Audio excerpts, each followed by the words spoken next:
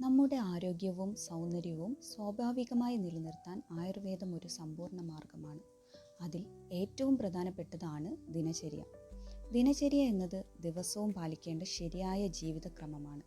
ഇത് പിന്തുടരുമ്പോൾ ശരീരവും മനസ്സും ബാലൻസിൽ നിലനിൽക്കും. രാവിലെ ബ്രഹ്മമുഹൂർത്തത്തിൽ എഴുന്നേൽക്കുക, ശേഷം ചൂടുവെള്ളം കുടിക്കുക. ഇത് ശരീരത്തിലെ വിഷാംശങ്ങൾ നീക്കം ചെയ്യാൻ സഹായിക്കും.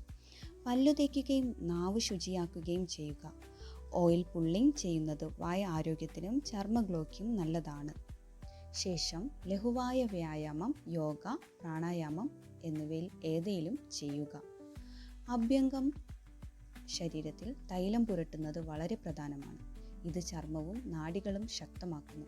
ശേഷം സ്നാനം ചെയ്യുക. ഇത് ശരീരത്തിന് ഊർജം നൽകും. പ്രഭാത ഭക്ഷണം ലഘുവായിരിക്കണം.